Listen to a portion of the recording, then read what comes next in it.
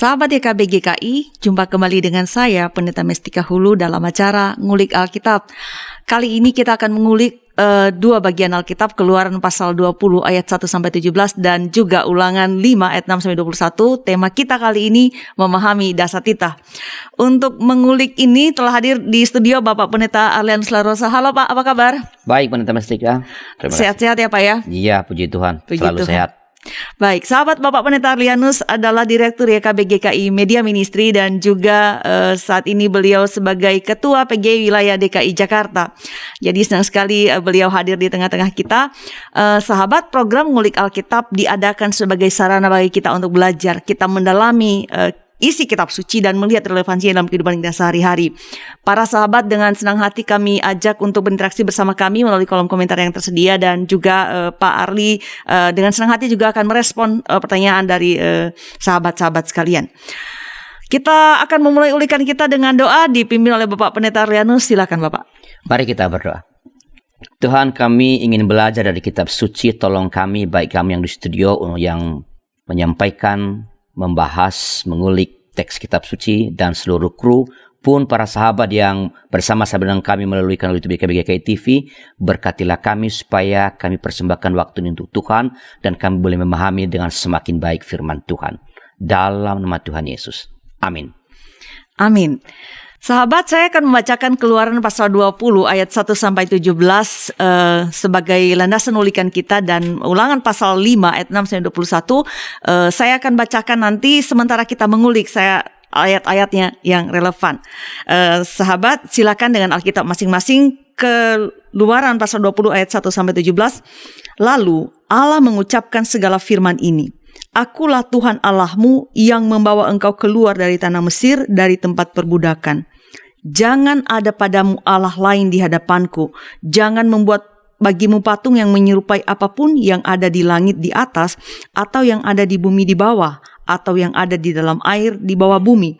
Jangan sujud menyembah kepadanya atau beribadah kepadanya. Sebab Aku Tuhan Allahmu adalah Allah yang cemburu, yang membalaskan kesalahan bapa kepada anak-anaknya, kepada keturunan yang ketiga dan keempat dari orang-orang yang membenci Aku. Tetapi Aku menunjukkan kasih setia kepada beribu-ribu orang, yaitu mereka yang mengasihi Aku dan yang berpegang pada perintah-perintahku. Jangan menyebut nama Tuhan Allahmu dengan sembarangan, sebab Tuhan akan memandang bersalah orang yang menyebut namanya dengan sembarangan. Ingatlah dan kuduskanlah hari Sabat. 6 hari lamanya engkau akan bekerja dan melakukan segala pekerjaanmu. Tetapi hari ke-7 adalah hari Sabat Tuhan Allahmu. Maka jangan melakukan sesuatu pekerjaan. Engkau atau anakmu laki-laki, atau anakmu perempuan, atau hambamu laki-laki, atau hambamu perempuan, atau hewanmu, atau orang asing yang diam di tempat kediamanmu. Sebab 6 hari lamanya Tuhan menjadikan langit dan bumi, laut dan segala isinya, dan ia berhenti pada hari ke-7. Itulah sebabnya Tuhan memberkati hari Sabat dan menguduskannya. Hormatilah ayahmu dan ibumu, supaya lanjut umurmu di tanah yang diberikan Tuhan Allahmu kepadamu. Jangan membunuh, jangan berzina, jangan mencuri, jangan mengucapkan saksi dusta tentang sesamamu, jangan mengingini rumah sesamamu, jangan mengingini istrinya, atau hambanya laki-laki, atau hambanya perempuan, atau lembunya, atau keledainya, atau apapun yang dipunyai sesamamu. Demikian Keluaran 20 yang menjadi landasan ulikan kita. Langsung ke Pak Pendeta nih. Memahami dasatita atau 10 hukum begitu ya Pak. Nah, dan teks yang kita ulik adalah dua bagian tadi, Keluaran dan Ulangan begitu. Nah, kan kita menggunakan dua semacam rujukan begitu Pak. Apakah kedua bahan ini sama saja atau ada perbedaan di antara keduanya Pak? Iya, kalau kedua bagian Alkitab ini kita baca dengan seksama, sebagian besar tentu sama. Tapi kita juga akan dapat menemukan beberapa perbedaan-perbedaan. Misalnya dapat kita lihat dalam alasan yang diberikan dalam rangka menguduskan hari Sabat. Ya, kitab Keluaran yang tadi Pendeta Mestika baca itu mengajukan alasan Tuhan menciptakan alam semesta selama 6 hari. Pada hari ke-7 Tuhan beristirahat. Jadi karena Tuhan beristirahat, kita beristirahat. Ya, karena itu manusia harus menguduskan hari istirahat Tuhan tersebut. Berbeda dengan itu, kitab Ulangan mengajukan alasan yang berhubungan dengan peristiwa keluaran dari Mesir. Secara khusus orang-orang Israel sebagai budak di sana. Dengan demikian, pengudusan hari Sabat di sini di dalam kitab Ulangan berhubungan dengan masalah harkat manusia, bukan soal karena Tuhan beristirahat, tapi harkat manusia. Artinya, manusia bahkan tanah tidak boleh dieksploitasi. Ya, nggak boleh dieksploitasi terus-menerus. Manusia, binatang, dan tanah harus diberi waktu istirahat. Begitu. Baik. 10 hukum. Jadi diuraikan satu persatu. Nah, kalau bicara secara menyeluruh kan mungkin menangkapnya kurang maksimal begitu Pak. Nah, untuk memudahkan kita lihat satu persatu dan saya berharap Bapak bisa memberikan penjelasan maknanya begitu. Nah, kita mulai dari mengulik dari hukum pertama, Ulangan 5, 6 sampai 7. Saya baca kembali ya Pak sebelum Bapak menjelaskan ya. Ulangan 5, 6 sampai 7 dikatakan di sana bahwa akulah Tuhan Allahmu yang membawa engkau keluar dari tanah Mesir, dari tempat perbudakan. Jangan ada padamu Allah lain di hadapanku. Nah, ini hukum juga. Jadi apa maknanya ini Pak? Nah, ketika hukum pertama ini disampaikan kepada Israel pada waktu itu ya, maka seluruh dunia pada saat itu sudah ada kepercayaan kepada Allah. Jadi orang-orang yang lain juga di bangsa orang percaya. Bahkan setiap bangsa mempunyai ilahnya sendiri-sendiri. Dan bangsa-bangsa yang sudah memiliki ilahnya sendiri itu adalah bangsa-bangsa yang besar adidaya seperti Assyria dan Mesir. Nah, hal ini tentu dapat menjadi ancaman bagi Israel. Artinya, cara mereka menyembah ilahnya dapat memengaruhi Israel, bahkan dapat membuat Israel menyembah ilah bangsa-bangsa itu. Nah, hukum pertama ini memberikan peringatan kepada Israel bahwa mereka hanya boleh menyembah kepada Tuhan Allah saja. Hanya Dialah yang patut disembah. Hanya kepadanya lah manusia pantas dan patut menyerahkan atau mempercayakan seluruh hidupnya. Sebab bukankah Tuhan telah membuktikan keperkasaannya dengan membebaskan Israel dari tanah perbudakan di Mesir? Bukankah Ia telah mengalahkan ilah sembahan bangsa Mesir, ya, sehingga mereka tidak dapat ditahan oleh Firaun. Nah, dalam konteks masa kini, hukum pertama ini berbicara dalam dua arah sekaligus. Arah yang pertama adalah diri sendiri, kita sendiri. Artinya, hukum pertama harus dapat meyakinkan kita bahwa kita ini adalah manusia yang sungguh-sungguh merdeka. Sebab Allah yang kita sembah adalah Allah yang membebaskan. Dengan perkataan lain, hukum pertama ini memberikan dasar kepada kita untuk berani dan tentu saja secara bertanggung jawab mengekspresikan diri sebagai orang-orang yang telah merdeka. Hukum pertama memberi dasar bagi perjuangan kita untuk melawan segala dan setiap hal yang membelenggu kita sebagai orang merdeka. Arah yang kedua dari perintah pertama ini adalah memerintahkan kita untuk memperjuangkan sesama yang hak-hak kemanusiaannya direbut atau diperkosa oleh pihak lain. Itu berarti kita diperintahkan untuk berjuang bersama warga yang mengalami diskriminasi, berjuang bersama perempuan yang martabatnya dilecehkan, dan berjuang bersama semua dan setiap orang yang hak kemanusiaannya diabaikan. Baik, itu yang pertama tadi di ayat 6 dan 7. Saya mau lanjutkan nih Pak ke hukum yang kedua nih. Dan karena itu saya baca Ulangan 5, 8 sampai 10. 5, 8 sampai 10. Jangan membuat bagimu patung yang menyerupai apapun yang ada di langit di atas, atau yang ada di bumi di bawah, atau yang ada di dalam air di bawah bumi. Jangan sujud menyembah kepadanya atau beribadah kepadanya. Sebab aku Tuhan Allahmu adalah Allah yang cemburu, yang membalaskan kesalahan bapa kepada anak-anaknya, dan kepada keturunan yang ketiga dan keempat dari orang-orang yang membenci aku. Tetapi aku menunjukkan kasih setia kepada beribu-ribu orang, yaitu mereka mengasihi aku dan yang berpegang pada perintah-perintahku. Nah, kalau yang ini apa maksudnya Pak? Nah, hukum yang kedua ini melarang orang-orang Israel untuk membuat bagi mereka patung yang menyerupai Allah atau patung yang menyimbolkan kuasa-kuasa ilahi. Hal ini sangat penting karena pada waktu itu masyarakat memandang patung bukan sekedar sebagai simbol, melainkan benar-benar sebagai bentuk kehadiran konkret dari apa yang disimbolkan oleh patung Allah itu. Artinya Allah sungguh-sungguh hadir dalam patung yang menyerupai wajahnya. Kuasa ilahi atau ilah-ilah lain juga hadir dalam patung-patung yang menyerupai wajah mereka. Jadi dalam upaya membuat patung yang menyerupai kuasa ilahi ini sebenarnya terkandung dalam pikiran dan keyakinan orang-orang pada waktu itu suatu usaha untuk menghadirkan kuasa ilahi menurut keinginan mereka. Bahkan usaha untuk memenjarakan dan menguasai kuasa ilahi itu. Nah, inilah yang diingatkan bahkan dilarang oleh hukum yang kedua ini. Israel tidak perlu bahkan tidak boleh membuat sarana apapun untuk menghadirkan apalagi menguasai Tuhan Allah. Sebab Tuhan Allah hadir kalau Ia mau hadir. Dan bahwa Dialah penguasa yang tidak dapat dikuasai oleh pihak manapun. Nah, dalam konteks masa kini, penyembahan terhadap ilah-ilah yang mengambil bentuk patung barangkali tidak lagi ada. Kita nggak temui lagi orang yang menyembah patung. Masyarakat kita yang sudah terdidik sudah menyadari bahwa adalah kesia-siaan untuk menyembah buatan tangannya sendiri. Ya, kita tentu bersyukur atas perkembangan yang baik ini. Namun bersamaan dengan hilangnya bentuk penyembahan terhadap patung-patung itu, telah muncul ilah-ilah yang jauh lebih canggih ya, dari sekedar patung bahatan. Manusia zaman modern ternyata tidak berhenti untuk mempercayakan kehidupan mereka kepada sesuatu yang lain yang bukan Allah. Memang bentuknya tak lagi sekasar menyembah patung.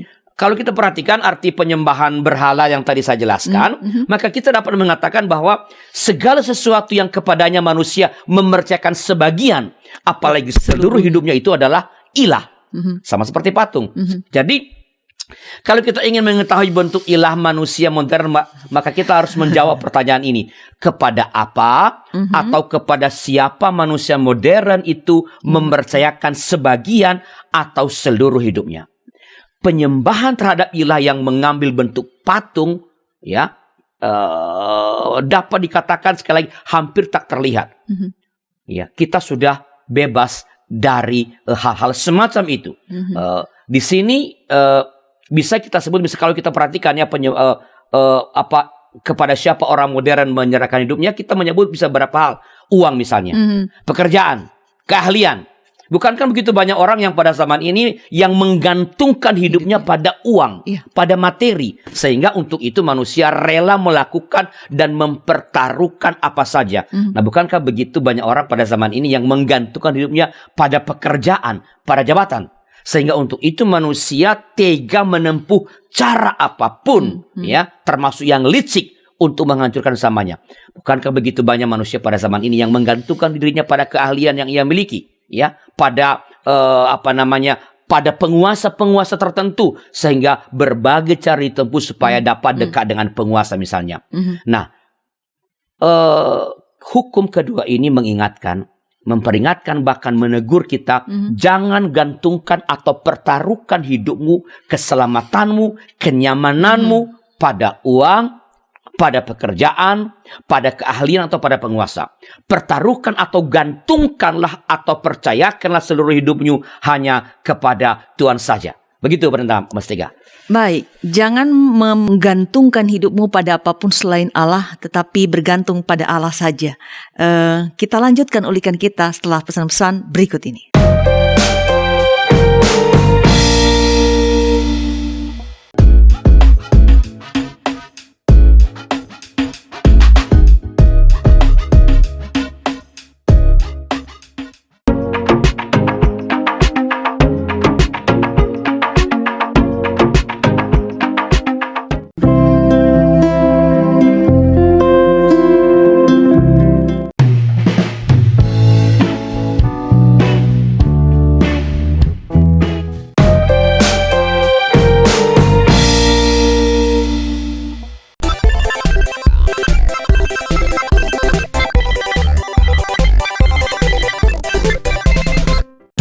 Sahabat, mari dukung pelayanan dan pekabaran Injil melalui YKB dengan membagikan link acara ini kepada sebanyak mungkin orang.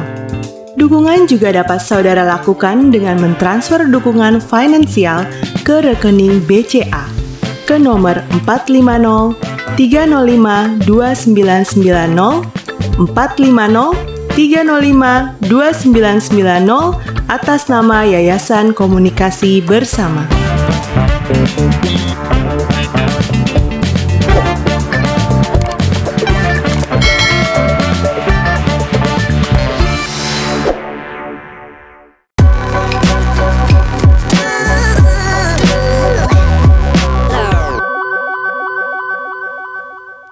Terima kasih masih bersama kami di Ngulik Alkitab di kanal YouTube YKB GKI TV. Saya Pendeta Mestika Hulu dan narasumber kita Bapak Pendeta Arianus Larosa. Sahabat, saat ini kita sedang mengulik Keluaran pasal 20 ayat 1-17 dan juga Ulangan pasal 5 ayat 6-21. Tema kita memahami dasatita. Para sahabat, kami ajak dengan senang hati, silakan berinteraksi di kolom komentar yang tersedia. Saya mau langsung ke Pak Pendeta nih. Tadi Bapak sudah menjelaskan dua hukum yang pertama dan kedua. Nah, lanjut ke hukum yang ketiga nih Pak, supaya waktu kita benar-benar efektif nih. Saya bacakan Ulangan 5 ayat 11. Jangan menyebut nama Tuhan Allahmu dengan sembarangan, sebab Tuhan akan memandang bersalah orang yang menyebut namanya dengan sembarangan. Nah, gimana ini Pak? Kayaknya banyak kepeleset nih kayak di sini Pak. Nah, dalam keyakinan masyarakat zaman dulu, Mestika, menyebut nama Tuhan sesuatu atau nama sesuatu bukan Tuhan saja berarti menguasai sesuatu itu yang namanya disebut. Jadi kalau saya bisa mengetahui Mestika Hulu, saya artinya menguasai. Ya. Mereka meyakini bahwa dalam sebuah nama terkandung kewibawaan, bahkan eksistensi dari sosok yang namanya disebut tersebut. Dalam kerangka pemahaman demikian inilah kita harus memahami hukum yang ketiga ini. Artinya, menyebut nama Tuhan Allah berarti menghadirkan seluruh keberadaan Allah. Dan ini tidak boleh dilakukan secara sembarangan, melainkan harus dengan penuh hormat. Jangan menyebut nama Tuhan Allah dengan sembarangan, artinya jangan memakai nama Tuhan Allah untuk bualan kosong, untuk sumpah palsu, untuk rumusan-rumusan mantra. Sebutlah nama Tuhan Allah hanya dalam peristiwa atau hal-hal yang baik, benar, dan bertanggung jawab. Ini tentu tak melarang kita untuk menyebut nama Tuhan, bukan, boleh saja. Yang dilarang di sini adalah menyebut nama Tuhan sebagai legitimasi atau pembenaran diri sendiri atau pembenaran tindakan kita yang keliru. Pada zaman sekarang barangkali masih ada saja orang yang menyalahgunakan nama Tuhan.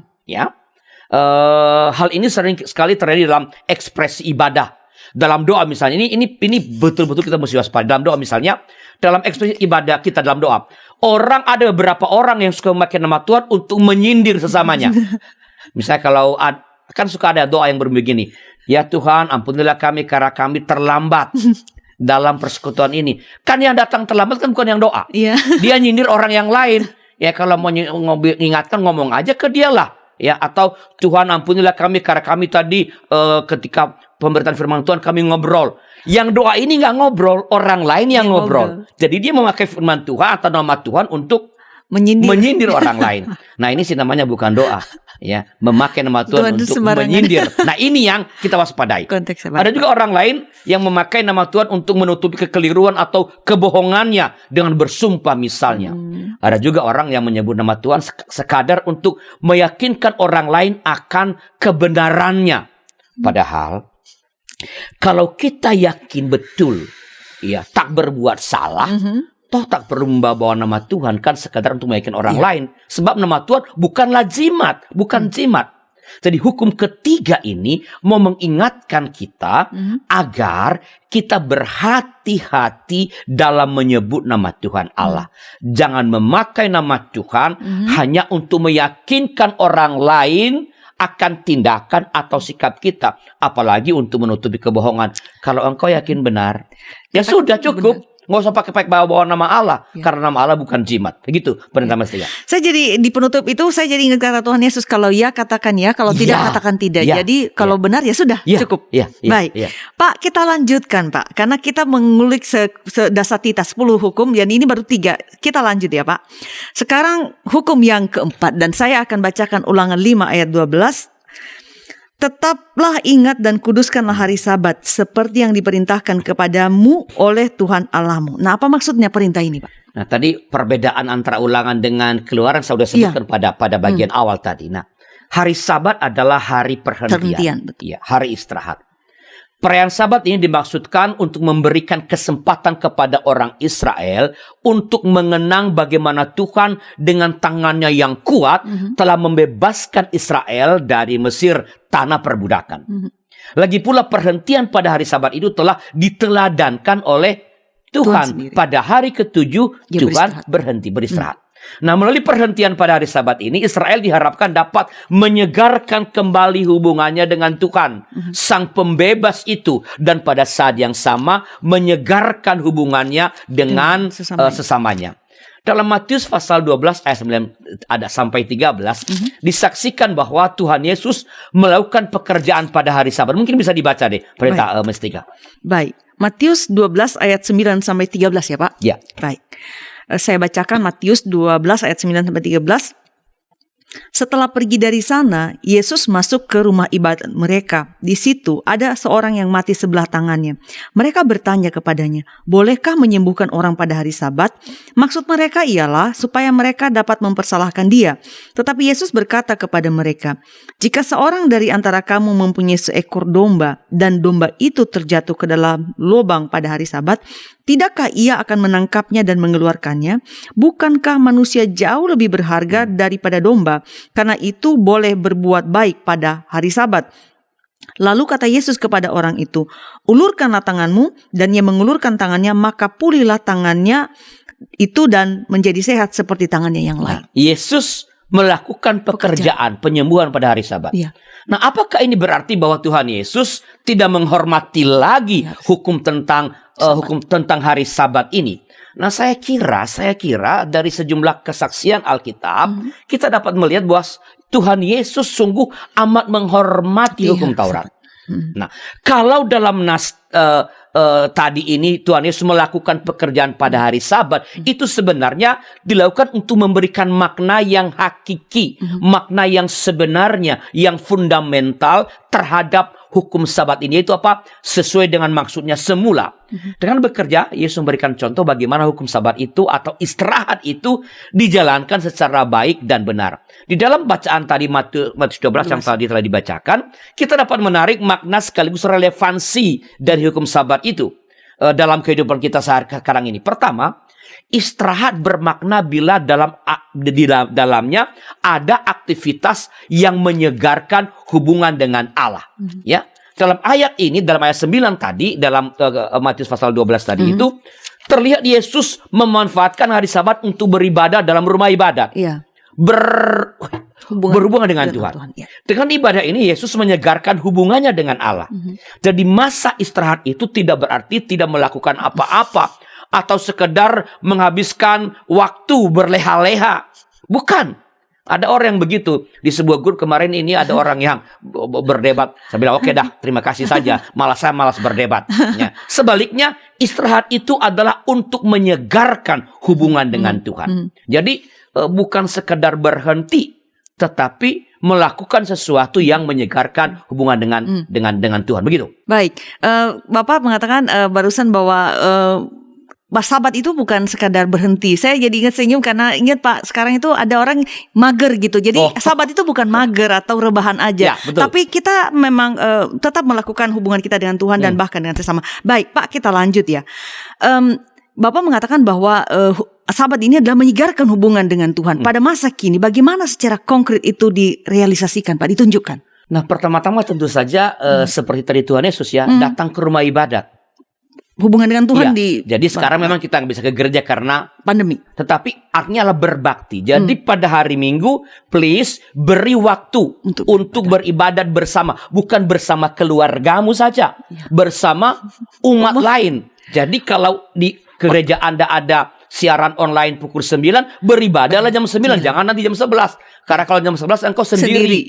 Nggak lagi sebagai umat. Ini beribadah. Datang. Jadi walaupun tidak ke gereja, tapi ada ritus lain yang bisa kita penuhi. Apa? Ritus waktu dan ritus tata. Ritus tempat kita nggak bisa penuhi karena nggak boleh ke gereja. Ya, kita harus menjadikan beribadah sebagai yang pertama dan yang utama, serta jadi titik tolak dan sekaligus titik tuju seluruh kegiatan kita. Untuk itu kita perlu menyiapkan diri secara baik bila kita hendak datang dalam peribadatan. Jangan asal datang. Mulai datang dengan berdoa untuk kegiatan itu sampai datang sebelum waktu kebaktian dimulai. Jadi malam minggu tuh doainlah pengkhotbahnya, doainlah pemujinya, liturgosnya supaya berjalan. Kan Anda ingin dapat firman yang baik, doakan yang membawakannya. Ya, lalu datanglah ke tempat ibadah sebelum tank.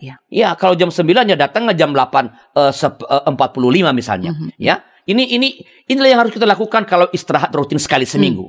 Ya, sedangkan untuk istirahat non rutin kan sabbatical leave. Seperti cuti itu kan, kita dapat menyegarkan hubungan kita dengan Tuhan melalui pembacaan kitab suci dan buka buku-buku roh. Jadi kalau lagi liburan itu, ya boleh baca novel, boleh. Tapi beri juga waktu baca buku rohani, ya, untuk menyegarkan relasi dengan Tuhan. Kedua, istirahat menjadi bermakna kalau di dalamnya ada tindakan-tindakan yang menyegarkan hubungan dengan sesama. Tadi Tuhan Yesus apa? Dia menolong orang, menyembuhkan, Pak. Iya, menyembuhkan orang sakit. Itu kan menyegarkan dengan sama. Banyak orang berpikir bahwa istirahat itu adalah waktu untuk menyenangkan diri sendiri. Waktu mager, Pak. No. Itulah sebabnya banyak orang tidak mau diganggu pada masa-masa istirahat. Baik masa istirahat rutin maupun yang non rutin. Gua lagi cuti. Ini hari istirahat gua, nggak boleh diganggu. Salah. Matius 11 ayat 13 menuturkan bahwa Tuhan Yesus pada hari Sabat melakukan sesuatu yang justru bukan untuk dirinya, bolehnya untuk yang sakit, menyembuhkan orang yang sakit. Hal ini mengajarkan kepada kita bahwa masa istirahat itu harus kita manfaatkan untuk merenungkan dan kemudian menyegarkan hubungan dengan sesama serta melakukan hal-hal yang mendatangkan berkat bagi mereka. Mengunjungi keluarga misalnya, sekarang nggak boleh ya. Video call, Pak. Video call, bisa. Ya. Ini kita dapat lakukan secara praktis melalui usaha-usaha untuk menyelesaikan konflik yang mungkin ada dan melakukan kunjungan-kunjungan tadi melalui sekarang melalui video call. Bila masa istirahat itu dalam bentuk liburan keluar kota, misalnya kita dapat menyegarkan hubungan dengan sesama melalui tindakan memberi pada mereka yang membutuhkan. Misalnya memang jangan memberi kepada pengemis sembarangan, tetapi misalnya jangan terlalu pelit lah. Kalau misalnya berbelanja, jangan nawar habis-habisan. Janganlah. Segarkan hubungan dengan sesama. Kalau Anda nginap di hotel, berilah tip yang memadai. Kalau Anda bawa mobil, berilah uang parkir. Kalau biasa Anda cuma kasih 5.000, ya kali ini berilah 10.000, 20.000. Ini dengan cara seperti ini kita menyegarkan hubungan kita dengan orang lain, menolong orang-orang yang kita jumpai dalam perjalanan kita itu, sehingga ada relasi yang baik. Sekedar menyapa juga oke sebenarnya. Ya, kita kan kalau ketemu atau kalau ada orang asing datang ke kota kita, wisatawan.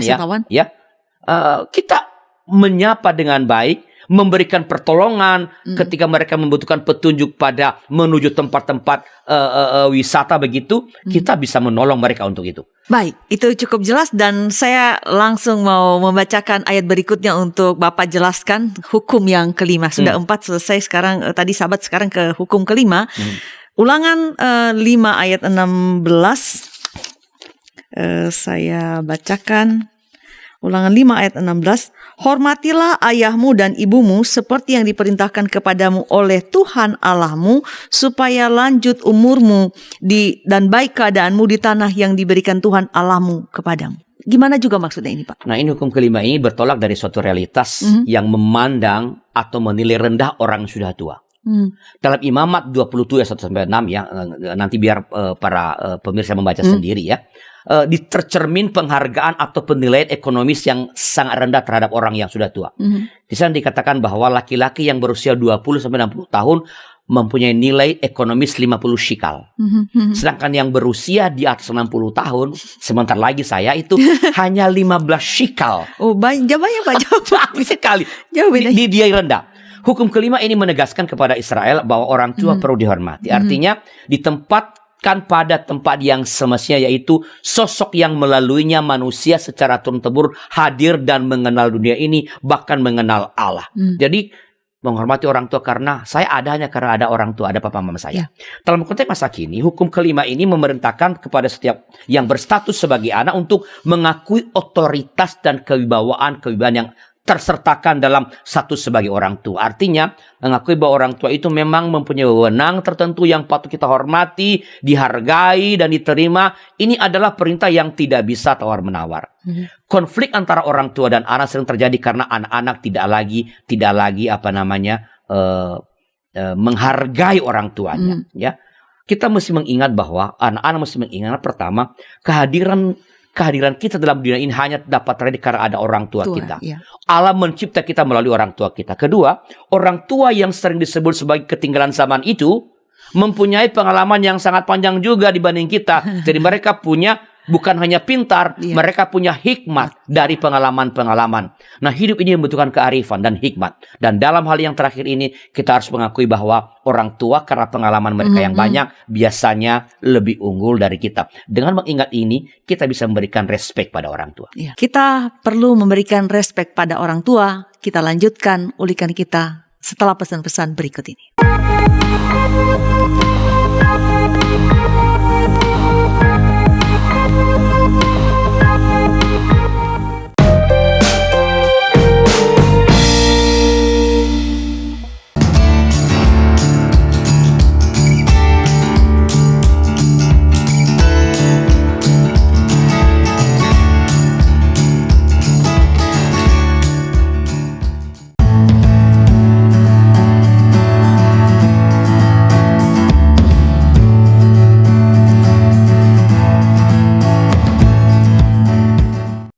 Sahabat, mari dukung pelayanan dan pekabaran Injil melalui YKB dengan membagikan link acara ini kepada sebanyak mungkin orang. Dukungan juga dapat saudara lakukan dengan mentransfer dukungan finansial ke rekening BCA ke nomor 450 305 2990 450 305 2990 atas nama Yayasan Komunikasi Bersama.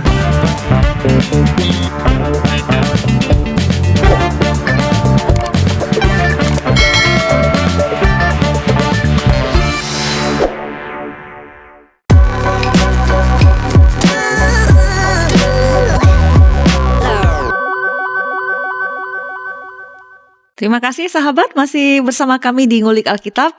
Saya Pendeta Mestika Hulu dan narasumber kita Bapak Pendeta Arlianus Larosa. Kita sedang mengulik Keluaran pasal 20 ayat 1 sampai 17 dan Ulangan 5 ayat 6 sampai 21. Tema kita memahami dasar kita. Kita berada di segmen terakhir, namun para sahabat tentu saja masih dapat berinteraksi bersama kami maupun mengajukan pertanyaan kepada Bapak Pendeta Arlianus yang menjadi narasumber kita. Saya mau langsung saja melanjutkan ulikan ini ke Bapak Pendeta karena waktu kita tinggal satu segmen dan itu sedikit. Tadi sudah 5 hukum Bapak jelaskan, hukum yang ke-6. Karena itu saya mau membacakan Ulangan 5 ayat 17. Pendek saja, jangan membunuh. Nah, gimana ini Pak? Apa kan jarang Pak, saya belum pernah membunuh Pak. Jangan sampai juga Pak, jangan sampai Pak. Ya, hukum ke-6 berbicara tentang pembunuhan di luar proses pengadilan. Ya, bukan hukuman mati ini. Ya. Jadi ini merupakan antisipasi terhadap diberlakukannya hukum rimba. Ya, mata ganti mata, gigi ganti gigi. Ya. Dengan hukum ini Israel dilarang membunuh karena balas dendam. Dilarang membunuh masyarakat sipil bila terjadi peperangan. Ini udah sangat maju loh ini. Pada waktu itu pemikirannya. Segala bentuk pertikaian yang mengarah pada tindakan pembunuhan harus diselesaikan melalui proses peradilan. Saya percaya bahwa seperti tadi Pendeta Mestika mengatakan, tak seorang pun di antara kita yang ikut acara ini kali ini yang ngulik Alkitab ini yang pernah jadi pembunuh. Ya. Mungkin membunuh kecoa juga orang nggak berani, takut, wah lari. Tapi nyamuk Pak. Jangankan menghilangkan nyawa sesama, menghilangkan nyawa binatang juga kita kadang-kadang nggak tega. Betul. Ya, ada orang nggak tega tuh motong ayam begitu. Ya, tetapi harap kita tetap waspada. Kenyataan ini tidak dengan sendirinya mengatakan bahwa kita bebas dari hukum jangan membunuh ini. Sebab dalam Matius 5 ayat 22 sampai 21-22 Tuhan Yesus memberikan penafsiran yang sangat radikal. Coba dibaca deh. Baik. Matius 5 ayat 21 dan 22 ya Pak. Ya. Kamu telah mendengar yang difirmankan kepada nenek moyang kita, jangan membunuh. Siapa yang membunuh harus dihukum. Tetapi aku berkata kepadamu, setiap orang yang marah terhadap saudaranya harus dihukum. Siapa yang berkata kepada saudaranya kafir harus dihadapkan ke mahkamah agama. Dan siapa yang berkata jahil harus diserahkan ke dalam neraka yang menyala-nyala. Nah, ini tafsiran Tuhan Yesus ya. Jadi Tuhan Yesus ini memasukkan tindakan atau sikap tertentu yang biasa kita anggap sebagai sesuatu yang biasa saja, yang sepele, justru itu masuk dalam kategori membunuh. Tindakan atau ikut apa tadi dikatakan pertama adalah kemarahan. Siapa yang marah kan? Iya. Ya. Tidak semua kemarahan dapat dikategorikan tentu sebagai tindakan pembunuhan. Kemarahan yang muncul karena ketidakadilan misalnya, kemarahan yang muncul karena penyelewengan, penindasan yang dilakukan oleh seseorang kepada orang lain, ini tidak termasuk di dalam kategori ini. Bandingkan Tuhan Yesus juga marah kan ketika ada perdagangan di Bait Allah. Betul. Ya. Dengan termasuk. Kemarahan yang masuk dalam kategori membunuh adalah kemarahan karena motif-motif egosentris. Seperti kebencian, dendam, takut dirugikan, takut tersaingi. Dan kalau kita mau jujur, dari kebencian ini, orang takut dirugikan ini, lalu marah, itu bisa berujung pada pembunuhan sebenarnya. Tapi tindakan marah karena kita benci pada orang. Nah, ini dalam tafsir Tuhan Yesus masuk dalam kategori membunuh. Nah, kata kedua tadi, sikap kedua adalah memandang bodoh orang lain, betul ya? Iya. Sebab berkata kafir. Ya, kafir bagian dalam Alkitab bahasa Indonesia diterjemahkan dengan kata apa tadi, kafir ya? Kafir. Arti kata ini sebenarnya kata raka dalam bahasa Yunani sebenarnya itu tolol. Tolol. Iya. Rendah itu ya, Pak ya. Tak berotak, berkepala kosong, itu maksudnya raka, kafir di situ. Ya. Tuhan Yesus menyejajarkan sikap memandang orang lain sebagai orang bodoh itu atau tak berotak ini ke dalam tindakan pembunuhan. Dengan perkataan lain, siapa yang memandang diri sendiri sebagai orang yang paling pintar, lebih tinggi dari yang paling tahu segala-galanya, sedangkan orang itu bodoh lu, ya, tidak tahu apa-apa kamu, maka sesungguhnya ia sedang melanggar hukum jangan membunuh. Ya. Nah, kata ketiga tadi menukut sama sebagai apa? Jahil. Ya. Bebal. Ya, sebenarnya bebal ya. Kata moros itu moros ya, dalam bahasa Yunaninya. Yang oleh LI diterjemahkan dengan kata jahil, sebenarnya berarti bebal. Seseorang yang disebut bebal adalah seseorang yang tidak bermoral dan tidak mengakui adanya Tuhan. Ya, Mazmur 14 ayat pertama mengatakan, orang bebal berkata dalam hatinya, tidak ada Allah. Busuk dan jijik perbuatan mereka, tidak ada yang berbuat baik. Nah, sikap menghakimi sesama sebagai orang yang tak bermoral atau yang tidak percaya kepada Tuhan ini dikategorikan oleh Tuhan Yesus sebagai tindakan pembunuhan. Nah, jadi Pendeta Mestika, bila melihat tiga sikap atau tindakan yang dikategorikan oleh Tuhan Yesus sebagai tindakan membunuh ini, maka kita harus benar-benar waspada. Ya. Sebab semua sikap atau tindakan yang seperti ini tadi bagian dari keseharian kita. Kita suka marah, menganggap orang lain bodoh, menganggap orang lain, hati-hati. Ya. Karena dalam pandangan Tuhan Yesus ini adalah tindakan pembunuhan. Baik. Sementara Bapak menjelaskan, saya mengingat bahwa ada, mungkin Bapak juga familiar dan para sahabat juga akrab dan istilah bahwa kata-kata itu bisa menjadi pembunuhan karakter, Pak. Tuduhan. Jadi memang tidak secara membawa barang benda, tapi kata-kata pembunuhan karakter. Baik, kita lanjut nih Pak. Masih ada 4 hukum lagi yang masih kita ulik. Jadi bagaimana penjelasan hukum-hukum yang keempat? Tadi kan sudah sampai ke 6 itu jangan membunuh. Yang seterusnya ini saya bacakan ke-7 ya. Ya, ke-7 dan sampai ke-10 Pak. Okay. Saya bacakan tadi kita sudah sampai di ayat 17, ayat 18 dikatakan jangan berzina, kemudian jangan mencuri, jangan mengucapkan saksi dusta tentang sesamamu, jangan mengingini istri sesamamu, dan jangan menghasratkan rumahnya atau ladangnya atau hambanya laki-laki atau hambanya perempuan atau lembunya atau keledainya atau apapun yang dipunyai sesamamu. Nah, ini dirangkumkan. Jadi bagaimana keempat yang lain ini Pak? Setelah kita bicara yang 6. Nah, ini hukum ke-7 kan jangan berzina. Nah, arti dasarnya adalah jangan melakukan hubungan kelamin, hubungan seks dengan istri orang lain. Ya, jadi hukum ke-7 ini bertujuan untuk melindungi atau menjaga kekudusan atau keharmonisan keluarga. Itu yang dimaksud. Jadi artinya jangan berselingkuh lah Selingkuh, ya ya. ini. Nah, kalau hukum ke-8 tadi jangan mencuri, hukum ke-8 ini, nah ini mesti dipahami dengan baik, tidak berhubungan dengan perampasan harta benda nih. Ya, kalau tadi apa disebut tadi? Di 8 jangan mencuri ya. Iya. Ini bukan soal mencuri harta benda. Sebab soal perampasan harta benda ini diatur dalam hukum ke-10 nanti. Yang dimaksudkan di sini adalah tindakan penculikan sebenarnya. Artinya hukum ke-8 ini melarang Israel untuk melakukan tindakan penculikan. Entah dengan motif apapun. Ya, dilarang untuk melakukan penculikan entah dengan motif apapun. Hukum ke-9 jangan berdusta. Ya. Hukum ke-9 ini berhubungan dengan persidangan dalam gedung pengadilan. Jadi yang dimaksudkan di sini adalah larangan untuk memberikan kesaksian palsu atau kesaksian selektif. Maksudnya gini, ada sejumlah data, kita pilih data yang kita nggak bohong memang, tapi kita memilih data yang menguntungkan. Iya. Nah, itu tidak melarang untuk memberikan kesaksian yang selektif dengan tujuan membela atau sebaliknya memberatkan seseorang terdakwa di dalam peradilan. Ini sangat penting, Pendeta Mastika, sebab kesaksian yang palsu ini atau kesaksian yang selektif ini dapat menyebabkan seseorang yang tidak bersalah dihukum mati atau sebaliknya seseorang yang bersalah malah bebas dari tanggung jawab. Ada kan sejumlah peristiwa seperti ini. Orang udah di penjara 30 tahun baru kemudian terbukti bukan dia yang membunuh. Iya. Salah tangkap orang. Dan dia sudah menghabiskan hidupnya di dalam penjara. Iya. Jadi betul-betul dilarang untuk memberikan kesaksian selektif atau apalagi kesaksian yang palsu. Hukum yang ke-10, jangan mengingini istri sesamamu. Nah, ini baru pencurian soal kan ada istri di sini ya. Nah, ini bukan mengingini secara seks nih. Iya. Kan tadi secara seks sudah di atas tadi kan. Dia 7. Iya. Ini adalah berbicara tentang perampasan milik sesama.